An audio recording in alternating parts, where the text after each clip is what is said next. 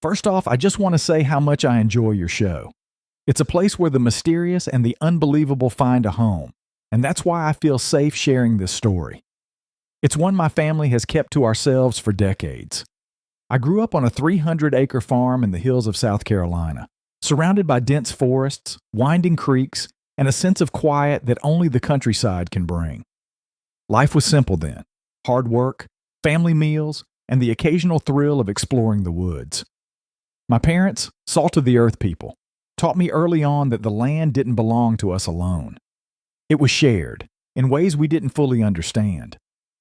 For years, we'd heard stories from neighbors about strange happenings, livestock vanishing, eerie howls that made the hairs on your neck stand on end, and enormous footprints in the mud after a rainstorm.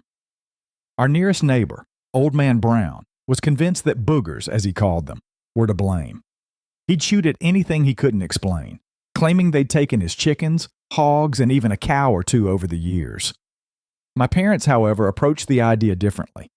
They believed in what we now call Sasquatch, not as monsters, but as part of the wilderness itself. They'd heard the howls, too, seen the prints, and even spotted fleeting silhouettes at the tree line. But nothing could have prepared us for the summer, when those beliefs turned into something far more personal. I was 10 years old, wandering down by the creek one humid afternoon. The sun was high, the cicadas were singing, and the world felt alive. That's when I saw it, a shape lying crumpled on the creek bank.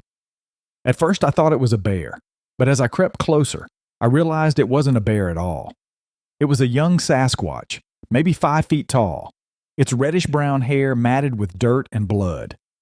It was clutching its arm, where an ugly wound oozed crimson. The creature's breaths were shallow, its eyes fluttering open and closed. My first instinct should have been fear, but all I felt was an overwhelming urge to help. I bolted back to the house, my heart pounding. "Mama! Daddy! There's a Sasquatch down by the creek. It's hurt bad," I shouted as I burst through the door. At first they stared at me like I'd lost my mind, but something in my voice must have convinced them. Without hesitation, my mom grabbed a first aid kit while my dad grabbed an old blanket. Together, we hurried to the creek. When my parents saw the creature, they exchanged a look I'll never forget, part awe, part worry. My mom knelt down and began speaking softly, her voice calm and steady. The Sasquatch flinched, but didn't fight as she cleaned the wound and wrapped it with strips of clean cloth. My dad helped me gather water from the creek, and together, we fashioned a makeshift stretcher from the blanket. With great care, we lifted the young Sasquatch onto it, and that's when the woods around us came alive. It started as a low, mournful sound, a deep, guttural wail that made my chest vibrate. Then came the crashing. Trees snapped, underbrush rustled violently, and heavy footfalls echoed all around us. My mom's hand trembled as she tightened the bandage on the Sasquatch's arm. My dad scanned the woods, his jaw set, his grip tightening on the stretcher's edge. "They're close," he muttered, "and they're not happy." "What do we do?" my mom asked, her voice shaking. "We move fast," my dad said firmly. "If they think we're hurting him, we won't stand a chance." As we hoisted the stretcher and began the trek back to the house, the vocalizations grew louder. They weren't just angry. They were desperate, filled with an emotion I didn't fully understand at the time. I glanced back and thought I saw movement, a flash of dark hair weaving through the trees. My mom's face was pale, her eyes wide with fear. "Joe," she said, her voice sharp, "stay close. Don't wander off no matter what." My dad led the way, his steps quick and deliberate. "They've got to know we're helping him," he said, more to himself than to us. "They've got to see that." We stumbled through the woods, the stretcher bouncing unevenly with every step. The young Sasquatch moaned softly, its head lolling to one side. I could see the blood seeping through the bandages, leaving a trail of crimson droplets behind us. The thought of the creatures following that trail made my stomach twist. The woods around us felt alive with tension. Branches cracked in the distance, and the howls turned into sharp barks and rhythmic whooping calls. It sounded like a warning, a command to stay back. But whether the command was meant for us or each other, we didn't know. We were nearly to the edge of the woods when the crashing stopped. For a moment, everything was deathly silent, the kind of quiet that makes your ears ring. Then came a deep, resonant sound, like the mournful groan of a massive tree bending in the wind. It was a voice, rich and heavy, and though I couldn't understand the words, I knew it was speaking to us. My dad paused, setting the stretcher down gently. He raised his hands, palms open, and called out, "We're helping him. He's hurt. We're trying to save him." The woods remained silent, but I felt eyes on us, dozens of them. My mom clutched my arm, whispering, "They have to know. They have to understand." We waited for what felt like an eternity. Then another sound, a low, rumbling groan, softer this time. It was closer, as if the speaker had drawn nearer to us. My dad looked over at my mom, then at me, and nodded. "Let's go," he said quietly. We made it back to the barn without incident, but none of us felt safe until we had the doors closed and barred behind us. My dad knelt by the young Sasquatch, checking its wound again. "If they're watching," he said, "we have to make sure they see we're doing everything we can." That night, as we worked to clean the Sasquatch's wound and make it comfortable, we heard soft knocks on the barn walls. 3 knocks, then silence. My dad looked up and muttered, "They're here. They have to know we're helping," my mom whispered again. And somehow, deep down, I believed they did. Over the next few weeks, our lives revolved around the barn and the young Sasquatch we'd come to call Buddy. The name started as a soft nickname I used when sitting by his side, but soon my parents adopted it too, as if giving him a name made him feel less like a strange, wild creature and more like one of us. At first, Buddy was terrified. Any movement near him made him flinch, his wide amber eyes darting around the stall in fear. He would emit low, trembling sounds, like a nervous hum, that vibrated in his chest. My mom was the first to gain his trust. Her voice, calm and steady, seemed to soothe him. She'd sit just outside the stall, singing hymns or softly talking about the farm, letting Buddy grow used to her presence. Slowly, he began to relax, though his trust was fragile and hard-won. The wound on his arm was nasty. The bullet had torn through muscle, leaving a jagged hole that was already swollen and infected when we found him.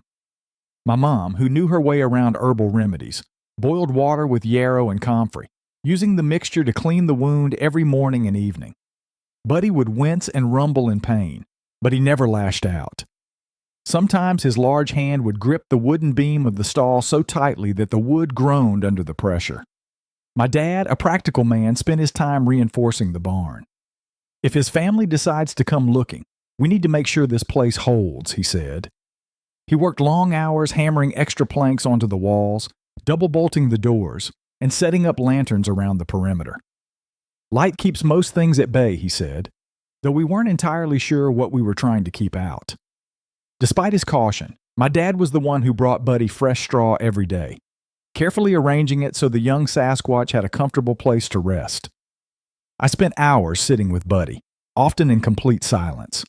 As a kid, I wasn't great at saying the right thing, so I'd talk to him about whatever came to mind. The names of our animals, the chores I had to do, the way the creek looked in the afternoon light. At first, I wasn't sure he understood me, but his eyes would follow me as I spoke, and sometimes he'd make soft, rumbling noises, as if responding in his own way. One evening, after a particularly long day of cleaning and dressing his wound, Buddy did something that made my heart stop. He reached out, his massive hand trembling, and placed it gently on my arm. His touch was warm and surprisingly soft, the rough pads of his fingers brushing against my skin. It wasn't a gesture of fear or desperation. It felt like trust. That night, my mom made a decision. "We need to feed him more than just scraps," she said, as we sat around the kitchen table. "He's growing weaker, and he needs real nourishment." "What are you thinking?" my dad asked. "I'll make a stew," she replied, as if it were the most obvious thing in the world. "Meat, vegetables, broth, something hearty. He needs it." The next day, she brought a steaming pot to the barn, the smell of beef and onions filling the air. Buddy sniffed at the bowl suspiciously when we offered it, but once he tasted it, there was no turning back. He ate with a hunger that made me wonder how long it had been since he'd had a proper meal. From that point on, feeding Buddy became part of our daily routine. My mom cooked extra portions of whatever we were having, always leaving a pot of stew or a plate of roasted vegetables in his stall. As the days turned into weeks, Buddy's strength began to return. His hair regained its luster, his eyes grew brighter, and he started moving around the stall more freely. We even caught him watching us from the barn window one evening, his curious face peering out at the fields. The first time he stood on his own was a moment of quiet celebration. My mom and I were sitting nearby when he slowly rose, using the stall wall for support. His knees wobbled, but he managed to stand for a few moments before sinking back down onto the straw. "He's getting stronger," my mom whispered. As he grew stronger, Buddy's behavior became more interactive. One morning, I brought him a basket of apples from our orchard. Instead of simply eating them, he picked one up, studied it carefully, and handed it back to me, as if asking for reassurance. I laughed and took a bite, showing him it was safe. After that, he devoured the rest of the apples with gusto. Another time, I brought him one of my dad's old blankets, thinking he might like the extra comfort.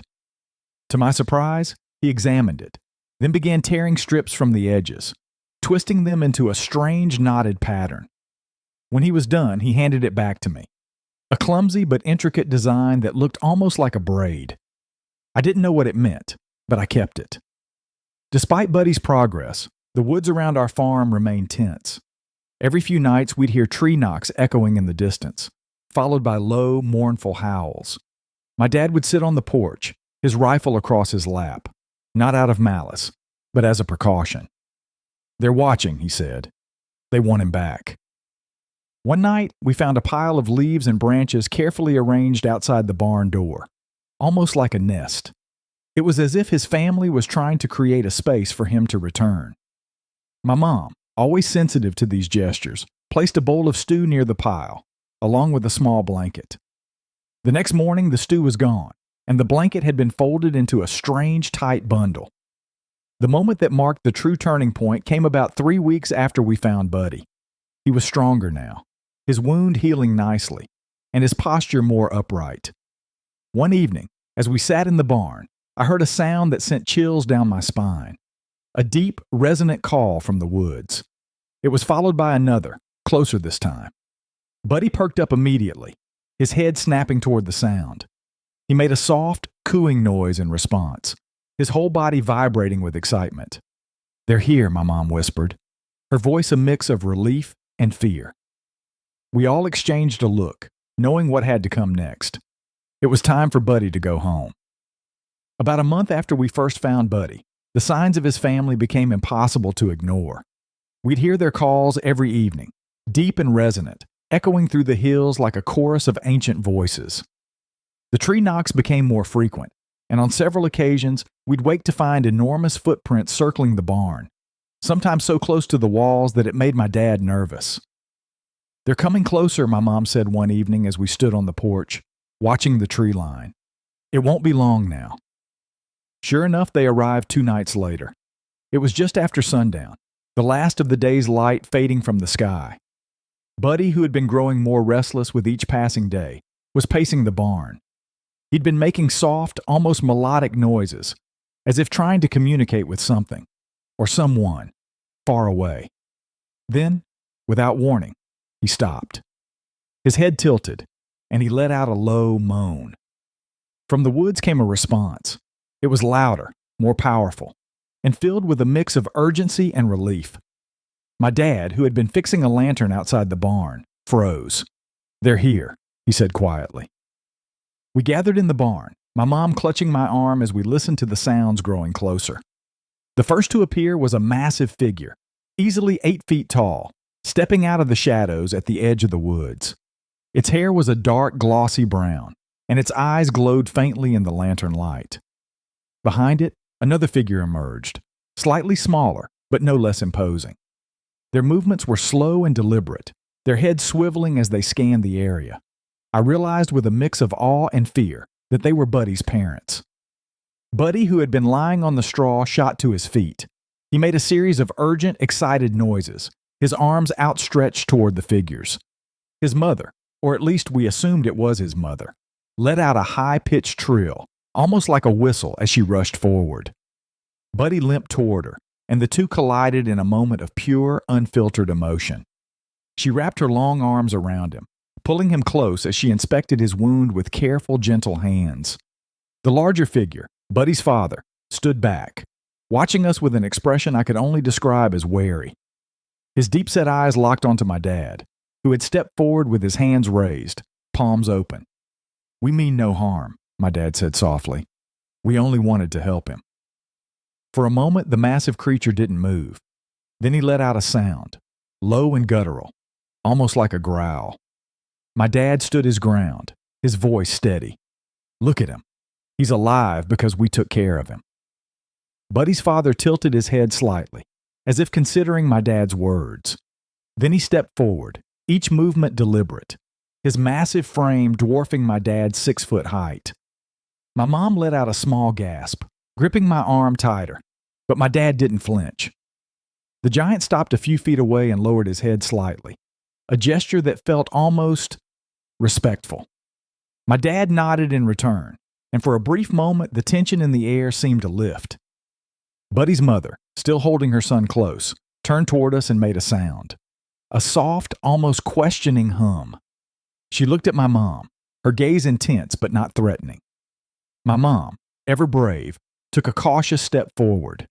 In her hands, she held a bundle of herbs and cloth, supplies we'd used to treat Buddy's wound. Slowly, she knelt down and placed the bundle on the ground, then backed away. The mother approached it cautiously, sniffing the air. She picked up the bundle and examined it closely, making a series of soft clicking sounds. Then she did something that took my breath away. She turned and handed it to Buddy.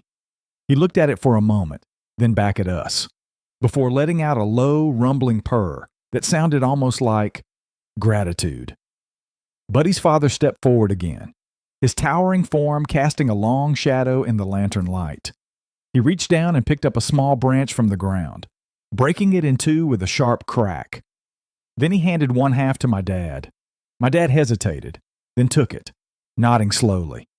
It felt like a symbolic gesture, though none of us could fully understand its meaning. The reunion was bittersweet. As much as we wanted Buddy to stay, we knew his place was with his family. His mother wrapped one arm around his shoulders, steadying him as he leaned against her. He looked back at us as they began to retreat toward the woods, his eyes filled with something I couldn't quite name. But then, just as they reached the tree line, Buddy stopped. He turned and hobbled back toward me, his movement slow but determined. In his hand, he held something, a piece of the blanket I'd given him weeks ago, now twisted into a braided ring. He held it out to me, his amber eyes locking onto mine. I took it, my hands trembling, and he let out a soft rumble before turning back to his family. The three of them disappeared into the woods, their massive forms melting into the shadows. The sounds of their footsteps faded, replaced by the familiar chirps of crickets and the rustle of leaves in the wind. The next morning, we found something waiting for us at the edge of the woods, a small pile of gifts. There were polished stones, colorful feathers, and a beautifully woven wreath of twigs and vines. It felt like a thank you, a gesture of acknowledgement for what we had done. Over the years, the gifts continued. Occasionally, we'd find firewood stacked neatly by the barn or baskets of wild berries left on our porch. And sometimes, in the quiet moments of dawn or dusk, we'd catch glimpses of them at the edge of the woods, watching, always watching. While our relationship with the Sasquatch family grew, it wasn't always without challenges. Old Man Brown, who had always been quick to pull the trigger, saw one of them near his property and fired a warning shot. That night, his chicken coop was smashed, and his prize rooster was gone. He didn't shoot at them again. Another time, a group of hikers wandered onto our land and stumbled across what looked like a Sasquatch nest. They left terrified, spreading rumors of monsters in the woods. My dad spent weeks patrolling the property, worried someone might come back looking for trouble. But through it all, the connection remained. Buddy's family, and perhaps others like them, seemed to understand that we were different, that we had cared for one of their own. And in return, they watched over us in ways we couldn't always see but deeply felt. In the years following Buddy's reunion with his family, life on the farm changed in ways we never could have imagined. The Sasquatch, once figures of mystery and fear, became an unspoken but ever-present part of our lives. It wasn't a relationship defined by words or direct communication, at least not in the way humans communicate, but through actions, gestures, and a shared understanding. The gifts started small: polished stones, intricately woven wreaths, and bundles of wild herbs left at the edge of the woods or beside the barn. My mom, ever gracious, began leaving her own offerings in return: baskets of fruit, jars of honey, and fresh-baked bread wrapped in cloth. The exchanges felt almost ceremonial, a quiet acknowledgement of mutual respect. One summer morning, we found something truly remarkable: a wooden carving of a deer, its details so intricate that it looked almost alive. My dad held it in his hands, marveling at the craftsmanship. "This isn't just a gift," he said. "This is a message. They're telling us they're watching, that they know us." Over time, we began to notice their presence in more tangible ways. During storms, when the wind howled and the trees bent dangerously low, we'd wake to find our livestock herded into safer areas of the pasture, despite no one in our family having moved them. Once, after a flash flood swept through the lower fields, we discovered a makeshift dam of branches and rocks built along the creek to redirect the water. My dad swore it hadn't been there the day before. There were nights when I'd lie awake in bed, staring at the ceiling, and hear them moving through the woods: soft footfalls, tree knocks, and low, resonant calls. It was comforting in a way I couldn't fully explain, like knowing there was someone watching over us from the shadows. One of the most profound moments of their silent guardianship came during a brutal winter. A freak snowstorm blanketed the farm in thick drifts, cutting us off from town. Our firewood supply was running dangerously low, and my dad was worried about how we'd keep the house warm. The next morning, we woke to find an enormous stack of firewood piled neatly by the back porch. The logs were split and dry, ready for burning. My dad, standing in the doorway, shook his head in disbelief. "They knew," he said softly. "They saw what we needed and gave it to us." That winter, we also discovered something else. The Sasquatch were not immune to hardship. While checking the livestock one evening, I found tracks in the snow leading toward the barn. At the end of the trail was a young Sasquatch, not Buddy, but another juvenile, shivering and clearly malnourished. Its family must have been struggling to find food in the harsh conditions. Without hesitation, my mom brought out a large pot of stew, setting it down at a safe distance.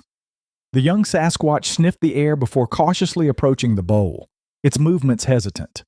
It ate quickly, glancing back at me between bites. Over the next week, we continued leaving food for it, and soon, the tracks disappeared, a sign it had reunited with its family. As the years went on, the Sasquatch grew bolder in their interactions with us. They never crossed into the house or the immediate yard, but the barn and surrounding fields became a sort of neutral zone. My dad, ever practical, decided to leave a corner of the barn open for them. "If they're going to visit," he said, "they might as well have a place to rest." We'd occasionally find signs of their presence: straw disturbed in the barn, or tools moved to odd locations. Once my dad found a hammer he'd been missing for weeks, lying on the barn floor beside a pile of stones arranged in a perfect circle. He laughed, shaking his head. "I guess they've been doing some building of their own." The woods behind the farm became my favorite place to explore. Though I never saw them directly during my walks, I often felt their presence. Sometimes I'd find fresh tree structures, arches, woven branches, and intricate patterns of sticks balanced in impossible ways. Once I stumbled upon a clearing where a massive tree had been uprooted and placed upside down. Its roots spread like fingers toward the sky. It felt sacred, like I'd stumbled upon something I wasn't meant to see. Not everything was peaceful. There were moments of tension, times when the boundaries between our world and theirs were tested. One summer, a group of out-of-town hunters wandered onto our property, chasing rumors of Bigfoot sightings. Armed with rifles and brimming with bravado, they ignored my dad's warnings and ventured deep into the woods. That night, we heard the most terrifying sounds I'd ever experienced: guttural roars that shook the walls of the house, followed by frantic shouting and the crack of gunfire. The hunters came sprinting out of the woods at dawn, pale and shaking. They refused to talk about what they'd seen, but they left in a hurry and never came back. Another time, Old Man Brown's bull went missing. He was convinced the Sasquatch had taken it, and he made a point of marching to our house to accuse us of harboring those monsters. My dad, calm but firm, told him to leave. That night, Brown's fence was torn down, and his barn door left wide open. Nothing was taken, but the message was clear. Leave them alone. For all the challenges, there were far more moments of quiet understanding and cooperation. The Sasquatch seemed to understand the rhythms of farm life, and sometimes it felt like they even tried to help. Once during calving season, we woke to find one of our cows standing in the field with her newborn calf, clean and healthy despite being hours from our usual rounds. Nearby, enormous footprints in the mud told us who had likely assisted with the birth. Over time, my dad began talking about them as though they were neighbors. The big guy's been around, he'd say, gesturing toward the woods. Saw his tracks by the south pasture this morning. My mom, who had always been sensitive to the unseen world, believed they were a gift. They remind us that we're not the only ones who call this land home, she said, and that's a lesson worth holding on to. As I grew older, the Sasquatch became a constant, almost ordinary part of life. I'd catch glimpses of them at the edge of the woods, their massive forms blending into the shadows. Sometimes I'd hear their calls at night, deep and haunting, like ancient songs carried on the wind. Though I eventually left the farm to build a life of my own, the bond my family formed with the Sasquatch remains one of the most profound experiences of my life.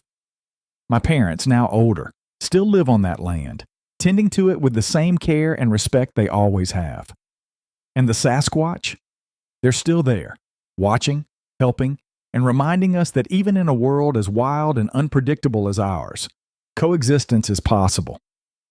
As the years passed, the Sasquatch became an enduring part of our family's story, something we rarely spoke about to outsiders but held close in our hearts. The connection wasn't just about Buddy or the gifts exchanged at the edge of the woods. It was about the lessons they taught us, not through words, but through actions and presence.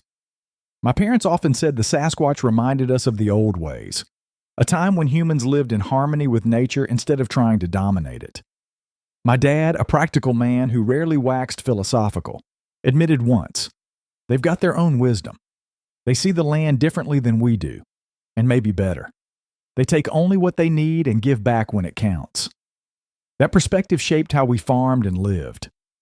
My parents stopped using pesticides and began planting extra crops in the far fields, knowing the Sasquatch might take what they needed. My mom started a small herb garden by the barn, adding plants like yarrow and comfrey, reminders of the salves she used to heal Buddy. Those changes didn't just benefit the Sasquatch. They made the farm healthier, more vibrant, and more abundant than ever. For me, growing up alongside giants left an indelible mark.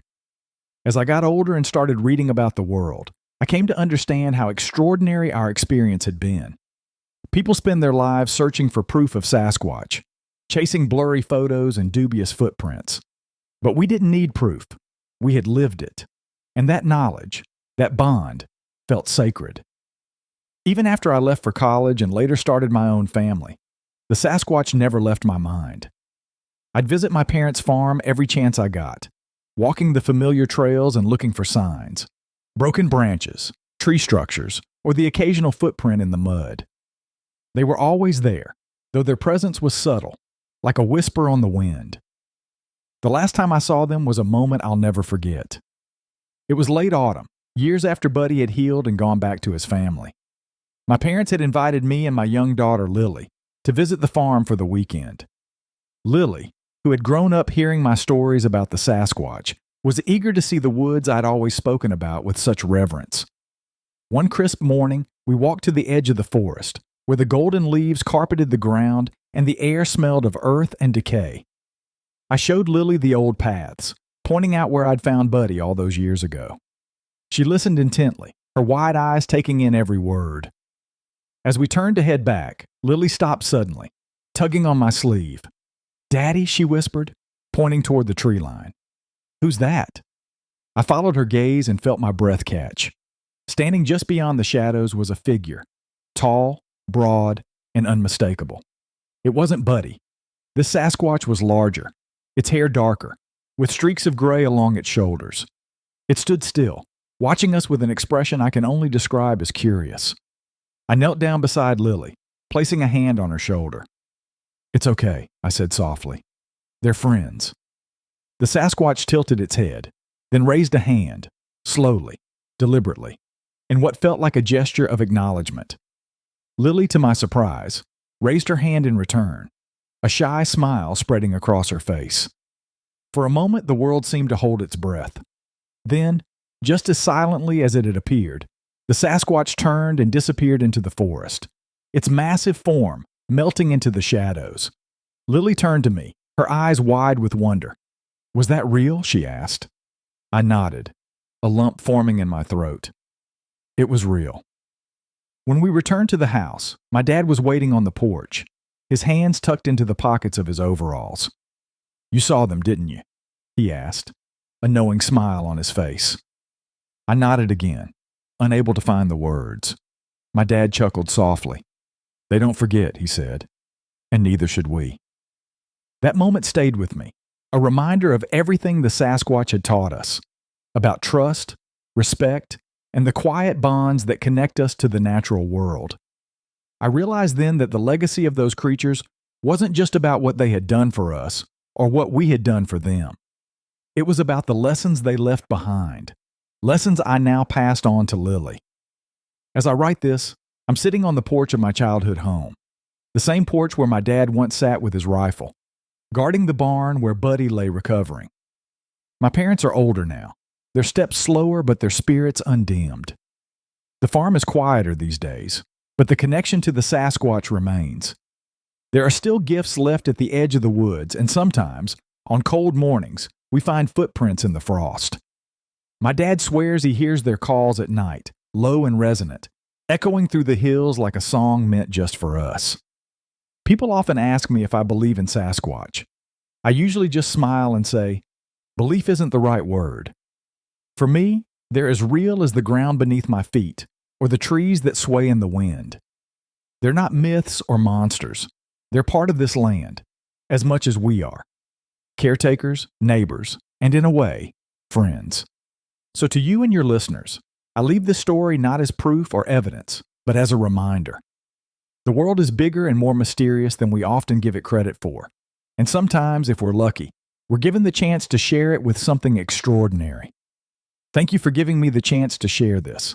I hope it resonates with you as deeply as it has shaped my life. Joe.